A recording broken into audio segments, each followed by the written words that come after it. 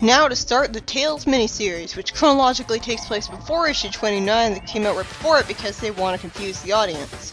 It starts out with Tales writing and drawing a comic book of his own after riding on a whale or something in the ocean. So I'm assuming this takes place after the miniseries is all said and done. After a brief, harmless recap, Tales returns home with the sea fox. Sally talks to him for a bit, and he gets angry after Sally leaves because he finds her treatment of him patronizing. He leaves with the sea fox while talking as if he's outgrown his friends and no longer needs them, which hardly looks sympathetic. And we cut to a SWAT-bot telling Eggman that his supply blimp is ready to go.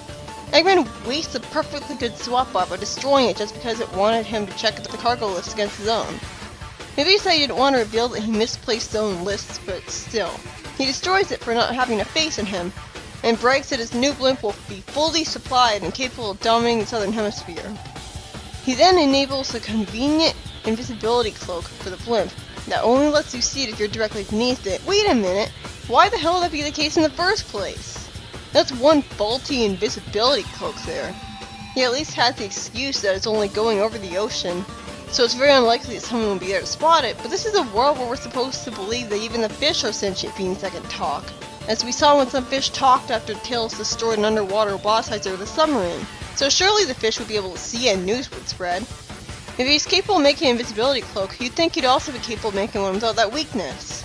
Tails finds the blimp because he sees a huge shadow on the surface of the water on a day without clouds in the sky, and hovers above the ocean by spinning his tails below him and looking up at the blimp.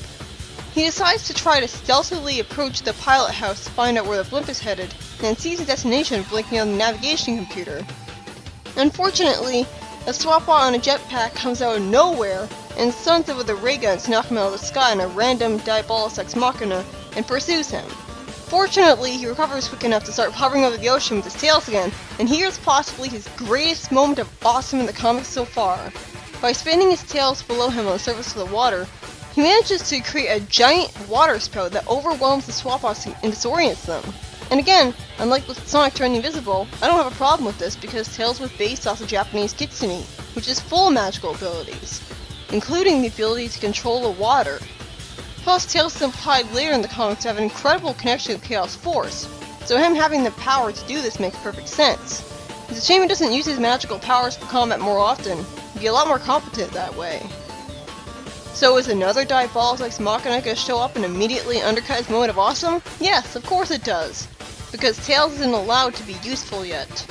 Instead, a giant octopus robot, the same one he humiliated with his submarine on his maiden voyage, surprises him when he tries to enter the sea box, because apparently destroying the octopus with missiles in the first place was just too smart of a plan for Tails.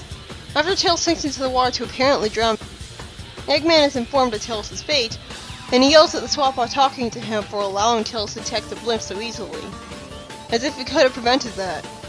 Eggman then calls his new underboss in Mobius, Australia, Crockbot. It makes perfect sense that Eggman would have to rely on underbosses for the monumental task of running an entire planet, because that'd be way too much work for one man otherwise, to the point where I wonder what the appeal of taking over the world would even be with all that paperwork. So I love this concept. It's great world building, makes perfect sense. Eggman tells him that his supplies are on the way, and soon he'll have everything he'll need to pollute down under. I wonder why it took him this long to do so.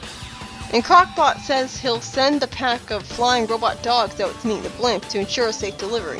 Crockbot then shows himself to actually be interesting by bragging that he's going to be a villain of his own and turn on Eggman, and plans on rewiring the SWAT-bot crew to become his slaves.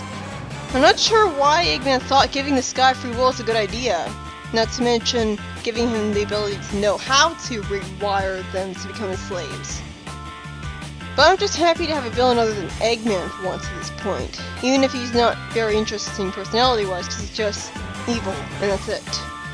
Tails finally wakes up above the water, complaining about his aching head, riding on top of a water creature that saved him, and is talked to by a non-poisonous mantafish. What is it with Sonic comics having every single animal being able to talk? Especially since it doesn't have hands.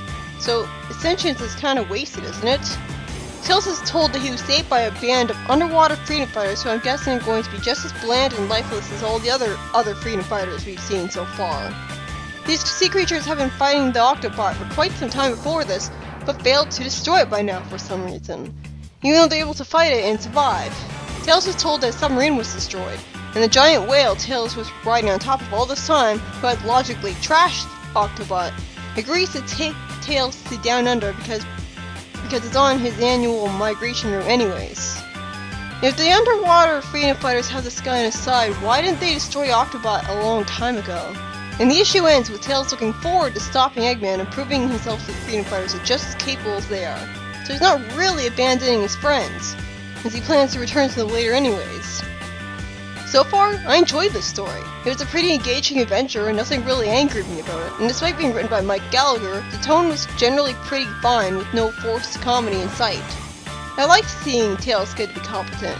I especially liked his controlling the water with his tail at one point, although unfortunately he was made very quickly incompetent again by Octobot sneaking up on him, requiring him to be rescued. I also liked the concept of Crocbot being a rival villain to Eggman, even if it was unusual that he had free will for that. And I like the concept of the blimp that's only visible from directly below, although I wish they at least tried to explain why it had such a glaring and inexplicable weakness. Did they run out of invisible making paint and didn't have the means to get more? I guess so.